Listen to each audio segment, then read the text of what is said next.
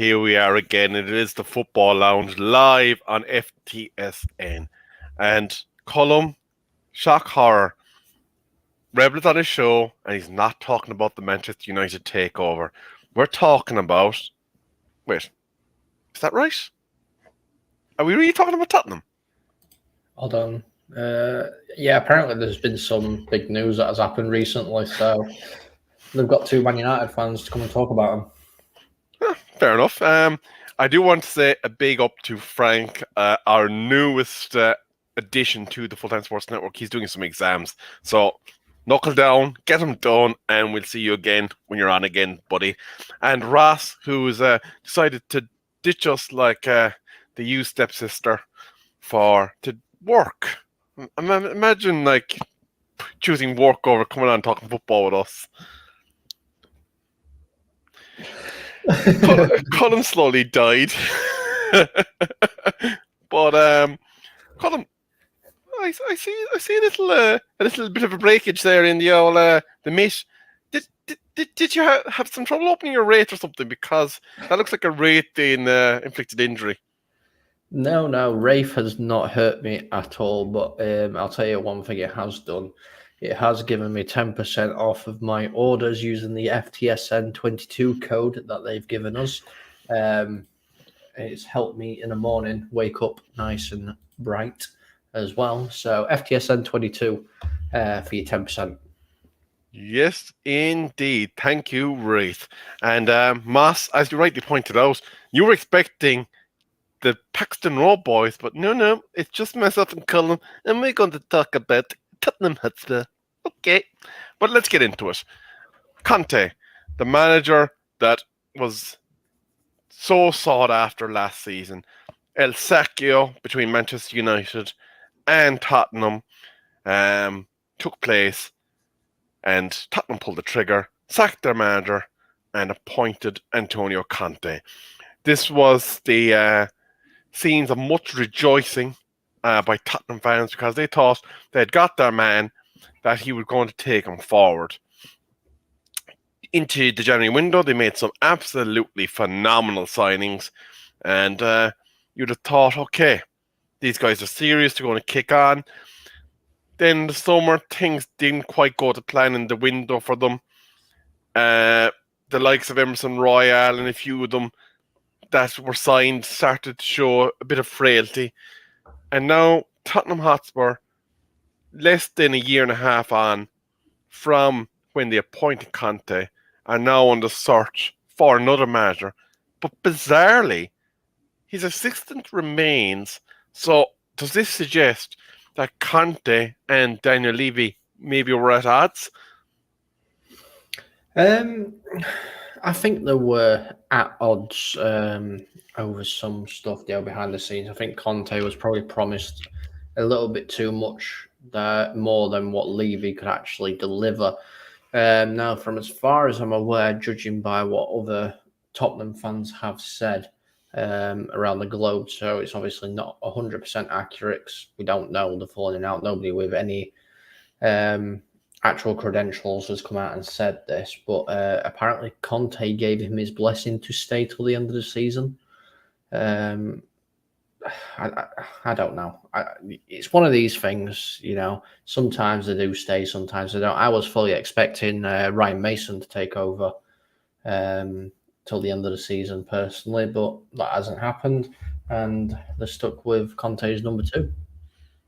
Yeah, which is most interesting. No, the question is, Colum, looking at it, obviously there's going to be a new manager coming in, and one of the managers that's linked is no stranger to Tottenham Football Club, no stranger to Premier League football, and that is one Mauricio Pochettino. Now, me and you had a quick conversation about this particular gentleman beforehand. Obviously, he was linked with the Man United job prior to us appointing Ten Hag. Would we want to send him on an all-expensive paid trip to Arkham Asylum if he was to come back? Because he wasn't exactly treated great the last time he was in situ. No, he definitely wasn't treated very well last time. I mean, he would be a permanent resident there if he decided to take up the Tottenham job again. Um, I mean, obviously, before the show, I said to you pretty much exactly what I'm going to say now. I think it's a step backwards for both of them, both the manager and the club. You know, Poch coming back to Tottenham is just them trying to relive the little bit of glory that they had when he was first in charge. You know, getting to the Champions League final, etc., etc. But there's no guarantees he can do that again. And I think Poch needs to move on and go for a bigger, no disrespect to Spurs, but a bigger team. We know he's heavily linked to the Real Madrid job coming available in the summer as well. So if it was me and I had Tottenham or Real Madrid, I know which one I'd be taking straight away. Absolutely. Now, the other glaringly obvious candidate, he has been recently again mistreated by his club. He was in the deep rounds of the Champions League, was only a handful of points off top in the Bundesliga, and that is Julian Nagelsmann. Again, would this be a regression for him to step in to a Tottenham space where it's questionable whether or not the executive would be aligned with the management in terms of the football direction and be willing to move the parts around to actually establish his patterns of play with the playing personnel? Yeah, I mean, yes, it will be a step down or a step backwards for him. But alternatively, as well, if you look at it from like if you're going to spin it, Tottenham isn't a bad team to go into to start getting your feet under the table in the Premier League. They're never really struggling. They're always comfortable in the league somewhere. They're not a relegation battling team or out like that. So I think it'd do well for managers that are coming into the Premier League for the first time to look at these kind of teams. The nice finish. Fifth, sixth, seventh, eighth. These kind of teams, because you're never going to have to worry really, because the players are good enough to make sure they don't get brought into a relegation battle. All this kind of stuff. But I think Nagelsmann will be a very sought after manager, and I think he'll have a lot of clubs wanting him to sign on a dotted line. So if Tottenham are wanting him, they're going to have to act very, very fast. Actually, before we get into the comments there from Mass, one of the clubs that I thought might actually be convinced that this could be a good idea is in fact a certain Chelsea, because obviously Todd Bowley did seem to be a bit angsty over whether or not he had appointed the right man. So obviously with this guy available and Tommy Two Hips after taking over in Bayern Munich, could this ruffle the feathers of some managers that thought they were probably in secure employment at this stage? I mean, that's a bit of a difficult question, because in regards to the Bayern Munich situation that has happened, I don't understand at all why they've done that. It makes no sense for them to do that. The Conte issue, then yes, I understand this one because, the comments he's made in press conferences about the club that he's stewarding and about his bosses, you can't come back from things like that. As soon as those things came out of his mouth, you knew that this was going to happen. It was just a matter of when it was going to happen. Obviously, we've seen everybody whilst about a week after, or the week following, should I say, our Conte is going to be sacked within the next 24 hours. And then there was those fake tweets going around saying Conte has been sacked, this, and that. And then obviously it came to a head late. Was it Saturday night it happened? Yeah. Friday, Saturday night, about 9 o'clock at night or something. So I don't think managers need to be worried. I think Graham Potter needs to be worried. I do think Graham Potter needs to be worried because he's had money thrown at his squad and they're still not quite performing where they need to be at. But as for other managers, I don't see them having to worry at all. Yeah, absolutely. Now I'm going to hit some comments here. Moss from across the pond, he's saying, who's going to take on the leave machine? Nagelsmann, company, Poch again. Sorry, I enjoy this. But they said some crazy shit last year. these Spurs fans do be tripping. Essentially, is what he's saying, and they should have listened. As I said, Conte will explode. I said 18 months ago when he realizes what Spurs are. I do not think he that it was an easy call. So yeah, I suppose we always wondered because Conte was used to being backed as a manager, and he went into a Tottenham Hotspur squad where during the initial summer window, the start of it, it did not seem that he was going to get the financial backing, and it looked like there was trouble brewing. So maybe this was a continuation of the summer coming together. I do want to say hello to Sports Carnage as well. Uh, King Football, regular here in the comments. And I don't think Tuchel was ever going to Tottenham, I'll be honest with you. I think he was always going somewhere else. No, I think he was from, obviously, it doesn't really matter now, but obviously from sources here, there, and everywhere, and some of them are very credible sources. Tuchel was very, very close to signing for Tottenham to take over at Tottenham, and obviously, I think Bayern Munich have got a wind of that and then decided to jump and take Tuchel away from Spurs. So, I mean, it's a fantastic move. Tuchel is a great manager. I'm not going to say he's not. I think he was harshly done to, whilst his time at Chelsea, but it's just what it is. It's the manager merry-go-round, isn't it? Absolutely. Now, one thing that is believed to be affecting Tottenham's search for a new manager. Now, the last time that they were looking for, I think it was during the Jose appointment or the replacement for Jose, it took them a long time to actually convince then Wolves manager to join up and take over. And they seem to be getting doors closing in their face yet again because they cannot guarantee that Harry Kane will be part of the new manager's fixtures and fittings after the summer. He's believed already to be instructing his agent to go out and look for opportunities at clubs that possibly are in contention for a bit of silverware. Now, this isn't really similar to the situation with Robin Van Persie all those years ago when he went from Arsenal Football Club to Manchester United because, let's be fair, that Arsenal football team were organised. They were in a position where they may have been a couple of signings away from challenging from a league with Robin Van Persie, but he was kind of looking at it from the point of view, I'm over 30 now. I want to have a go somewhere else before I retire. And Wenger, in his wisdom, let him go.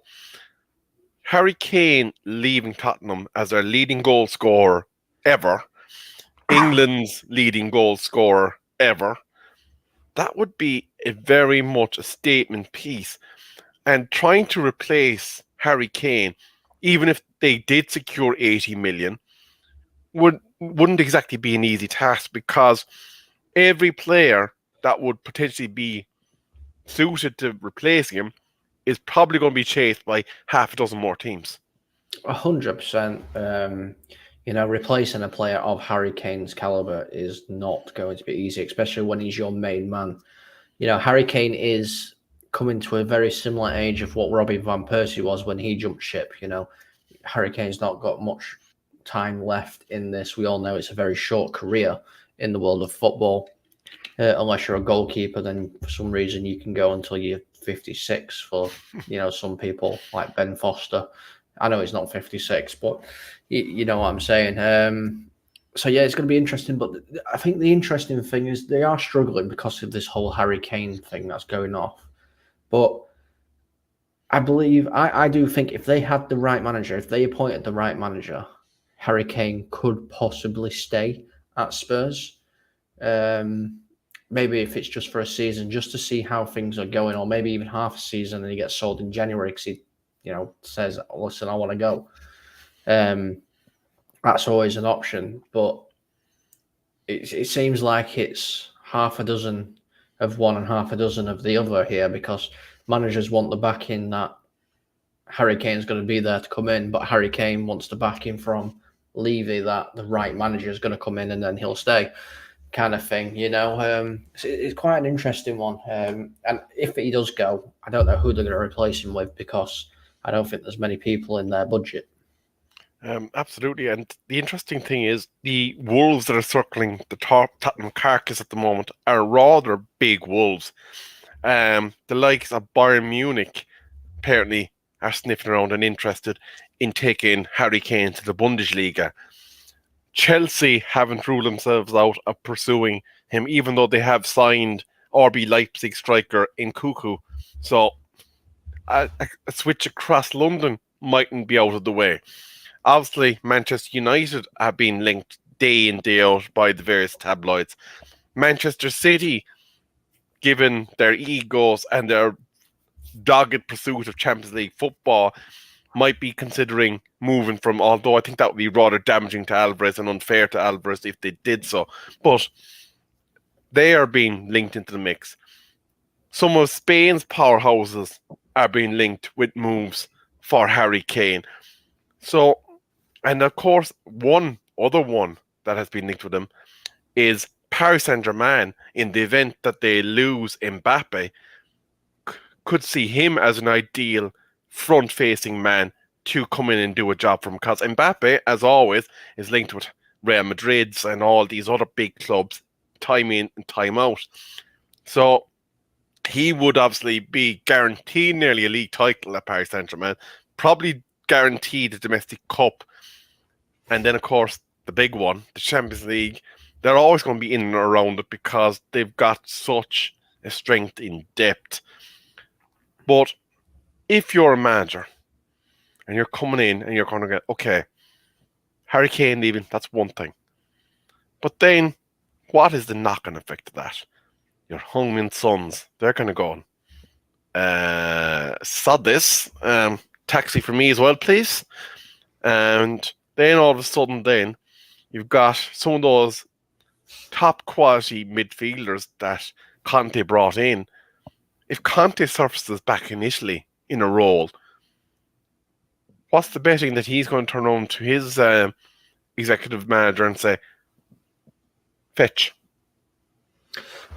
Yeah, I mean, if you look at some of the players Conte has brought in and he's worked with, it'd be very difficult for Tottenham to keep hold of their players because of what's happened recently with the club. Like I said before, there's all these big clubs circling around Harry Kane, and I know Heung-min Son and Kane are quite close friends at Spurs. They always seem to get along, laughing and joking together, and they assist and score together. All these things. So it would be interesting to see how much it would actually affect their decisions. I mean, if Heung-min Son wants to take a trip up the motorway and go to Manchester and sign for the Red Devils, I'm not going to say no at all. It can do that for me, but I don't think Harry Kane will be leaving England. That's my hunch. That's my hill I'm going to die on. He won't leave England because I think he wants to break that Alan Shearer all-time record number of goals, and he's not very far away from doing it. But we'll see. We'll see if it does happen because it'll either show that he's faithful to Tottenham. He wants to just be a Premier League player, or if it goes to a PSG or something like that, then it's a bit about money. So, Absolutely, absolutely. Now, Colin, we have been going for approximately 20 minutes, and the actual Tottenham fans apparently are going hijacking a slot on our channel in the not too distant future. So they will be talking all things Paxton Roadie. But I'm going to get you to save your guest the player for the last to return. But I'm going to come at you with one. Why? Because I'm just that nice. And No, you mean? so bear with me 2 seconds as I pull up me clues. Talk there to the wonderful viewers while I grab this. Hit the like button if you think Rebel is a mean, stinky cabbage. Please do hit that like button. No, I mean, what's going off here? That's actually a good question. Oh no, we've already had it, haven't we? Yeah, I think we've had that one. We've been talking that long, I can't remember. But I think Nagelsmann to Spurs would be a good move for Spurs. It'd be a cracking move for Spurs. Not 100% sure on Nagelsmann. I'm not sure whether it's right for his career to go to Spurs. But just quickly speaking, whilst Rebels doing whatever he's doing, obviously there's quite a few names in linked with Tottenham at the moment. So obviously there is Pochettino, Nagelsmann, an interesting one, which I've only seen today, and it's only popped up today, is Steve Cooper. He's linked with the Tottenham job at the minute as well. There's one in here as well that, but Tottenham fans don't get excited because if this guy comes and manages your club, I will eat a sock live on stream because I'm pretty sure he's not going to do it, and that's Zinedine Zidane. Luis Enrique, that's another manager. So there's plenty of managers out there linked, but I think in the next week or so we'll see who is actually linked to Tottenham Hotspur, and then we'll be able to actually go through those managers and make an educated guess on who would actually be the best. Lovely hurling. Now, audience participation is encouraged in this as well. But Colum, it's time to guess the player. No, I had a rate one set up for this week. Well, in fairness, I want the boys to be there for your one because it wouldn't be as fun. So, he was born in Liverpool, but not the one in England. There's another Liverpool? It's the one in Australia or something like that. He was born in 13th of January 1972. I'm still trying to think where the other Liverpool is. He was once the co-host of a Fox Sports news show. Now you're thinking that I watch Fox News, but I really don't. This hasn't worked out well for me, Rebel. I'm not going to lie. He once played for Sydney United, Central Coast Mariners, and Sydney Olympic. God. He is a goalkeeper. He is a goalkeeper.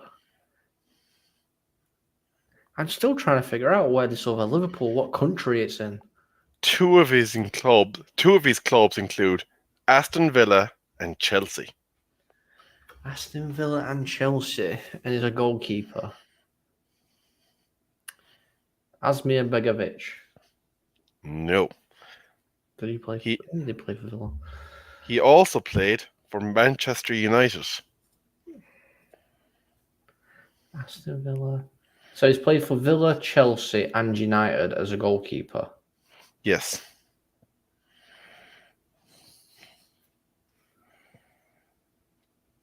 And he's from Liverpool, but in a different country. Even to this day, certain acts of keepers have been referred to in mockery of his surname.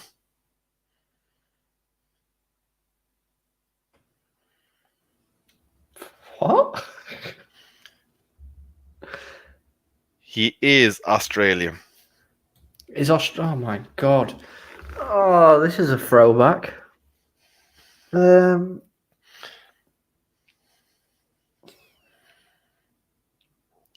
He was suspended for use of an illegal substance.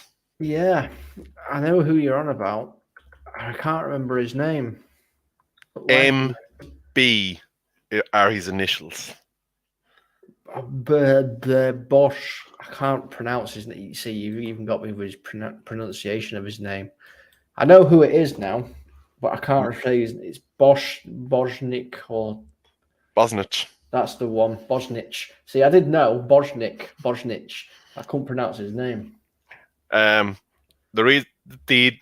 thing that they mock him about is, do you know when a goalkeeper literally fly kicks it straight out of touch? Yeah. That was his party piece. I mean, Some of them were mean. Liverpool, but not the English Liverpool. It's like, and then you told me his Australian football teams. Like, I'm gonna know his Australian football teams. Nobody Well, watches Australian football. I'm hardly going to sell the thing out in the very first clue. Like if I said, "Oh yeah, he plays for Villa, United, and Chelsea," with the first clue, it's like, fuck's sake, like. Oh well. Oh, well. Mine's um, gonna be a good one. Watch. Nobody's getting mine.